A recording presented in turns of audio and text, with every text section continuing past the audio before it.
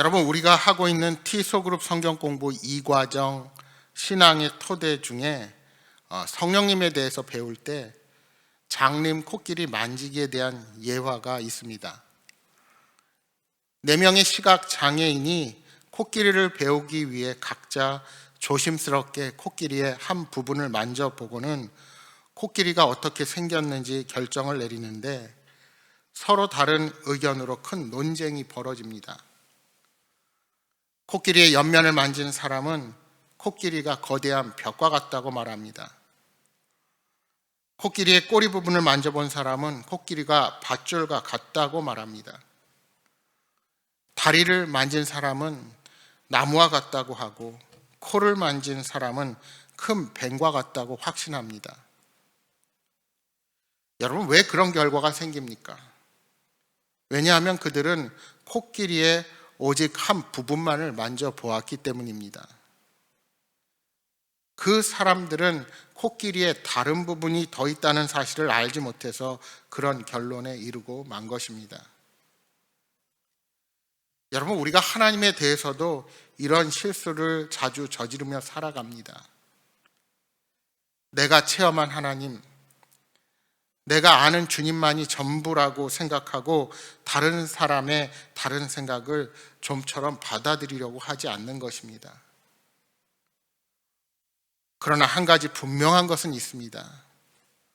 코끼리의 전체를 다 알지 못해도 코끼리를 만져본 사람은 코끼리가 존재한다는 사실을 체험적으로 알게 된다는 사실입니다. 따라서 그 존재를 더욱 확실하게 알기 위해서는 계속해서 다른 부분에 대해 경험하고 배워가야 하는 것입니다.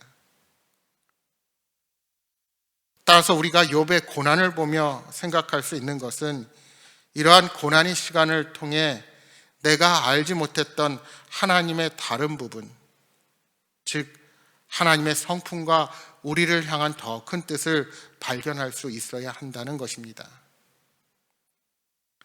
욥은 자신의 재앙의 이유를 알지 못합니다.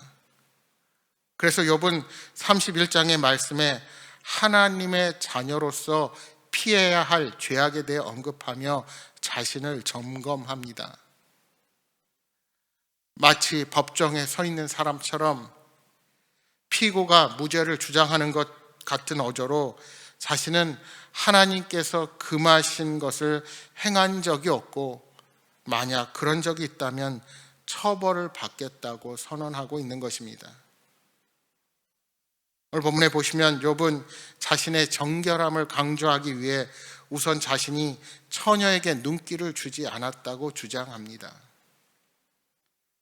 사실 당시 고대 근동에서는 처녀에게 관심을 두고 여러 아내를 거느리는 것이 그리 큰 문제가 되지 않았습니다.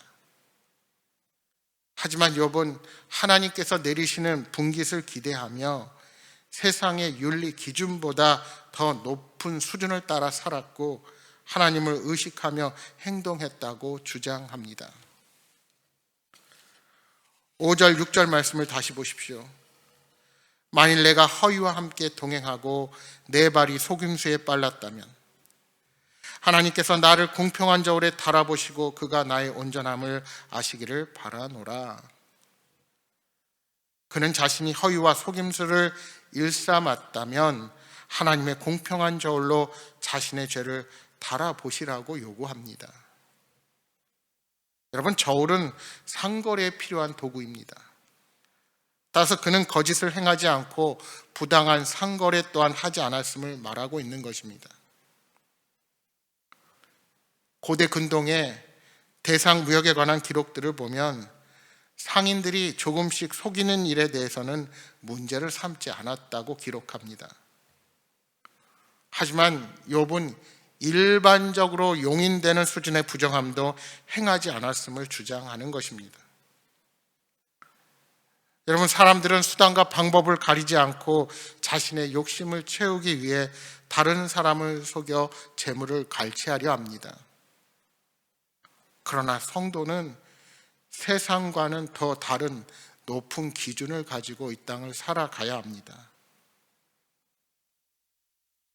욥과 같이 하나님의 말씀 앞에서 정직하고 바른 길로 행함으로 하나님 앞에 복을 받을 수 있는 삶을 살아가야 하는 것입니다. 계속해서 7절 8절 말씀입니다. 만일 내 걸음이 길에서 떠났거나 내 마음이 내 눈을 따랐거나 내 손에 더러운 것이 묻었다면 내가 심은 것을 타인이 먹으며 나의 소출이 뿌리째 뽑히기를 바라노라. 7절에 길에서 떠났거나 마음의 눈을 떠났다는 것, 손에서 더러운 것이 묻었다는 표현은 그의 삶이 올바른 길에서 벗어나지 않았다는 상징적인 표현입니다. 그러니까 이러한 잘못을 저지르며 살았다면 하나님이 자신의 것을 타인이 먹게 하시고 자신의 소출을 뿌리채 사라지게 하셔도 마땅하다고 선언하고 있는 것입니다. 그렇게 자신은 재물에 대한 탐욕도 없고 탐심을 품고 살아오지 않았다고 주장하는 것입니다. 뿐만 아니라 계속되는 9절 이하 11절 말씀에서도 당시에 흔히 범할 수 있는 간음의 문제에 대해서 언급합니다. 욥은 다른 남자의 아내를 엿보거나 간음한 적이 없습니다. 만일 자신이 간음을 범했다면 자신의 아내가 타인과 더불어 동침해도 좋다고 선언할 정도로 간음을 멀리했다는 사실을 강조합니다. 욥은 음행이 재판에서 정죄받을 죄요 멸망을 부르는 불과 같이 심각한 죄악임을 밝힙니다. 사람들은 들키지만 않으면 간음을 해도 아무 일이 없으리라 생각해 담대하게 죄를 범하곤 했습니다. 그러나 거룩한 하나님의 백성은 세상의 악하고 음란한 문화로부터 자신의 마음과 생각을 지켜야 합니다. 또한 실제로 행하지 않았다고 해서 그 안에 해악이 없다고 착각하면 안 됩니다. 성도는 욥처럼 자신의 은밀한 행위에도 하나님의 무서운 심판이 있을 것을 잊지 말고 두렵고 떨림으로 하나님 앞에 경건히 행해야 하는 것입니다. 13절 이하에서 욥은 종들을 비인간적으로 대우하지 않았다고 말합니다. 그는 하나님 앞에서 떳떳하기 위해 그들의 권리를 저버리지 않았다고 말하고 있습니다. 또한 가난한 자, 과부, 고아를 돕지 않고 지나친 적이 없었으며 적극적으로 그들을 도왔다고 주장합니다. 자신이 만일 그들을 못 본 채 하거나 포악을 저질렀다면 자기 팔이 어깨에서 떨어져 나가 부스러져도 좋다고 주장할 만큼 자신은 약한 자들을 돕는 데 최선을 다했음을 밝히고 있습니다. 23절입니다. 나는 하나님의 재앙을 심히 두려워하고 그의 위엄으로 말미암아 그런 일을 할 수 없느니라. 하나님의 재앙이 두렵고 그분의 위엄 때문에 힘과 권력으로 약한 자들을 착취하는 일을 할 수 없고 오히려 자비를 베풀었다고 고백하고 있는 것입니다. 이처럼 사회적 약자들을 무시하거나 도움이 필요한 자들을 무시하는 것은 하나님의 백성이 해서는 안 될 일입니다.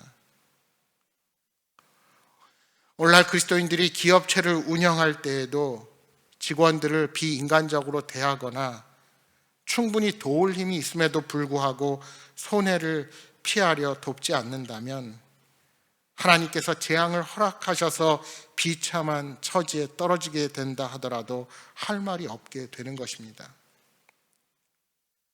여러분, 많은 세상의 사람들이 왜 기독교를 개독교라고 말하며 교회를 혐오하게 되었을까요? 아마도 그것은 우리들의 신앙과 삶에 나타나는 괴뢰 때문에 그러한 선입견이 그들에게 생긴 것이라 할 수 있습니다. 우리가 진정 하나님을 바로 알아가고 바른 예배자로 서게 될 때에는 나와 하나님의 관계뿐만이 아니라 나와 타인의 관계, 내가 맺고 있는 사람들과의 관계 속에서도 거룩함이 드러나야 합니다. 욥이 비록 지금은 상상할 수 없는 큰 고통 중에 있지만 하나님을 경외함으로 말씀에 따라 살아가려고 애를 썼고, 그러한 그의 노력이 결국은 고난을 이기고 마침내 복 주시는 아버지의 놀라운 은혜를 다시 경험하는 인생으로 회복할 수 있었습니다. 사랑하는 여러분, 어떠한 상황 속에서든 하나님을 경외하고 마음의 정의와 사랑을 품고 주님이 기뻐하시는 길을 따라 살아가시기를 주님의 이름으로 축복합니다.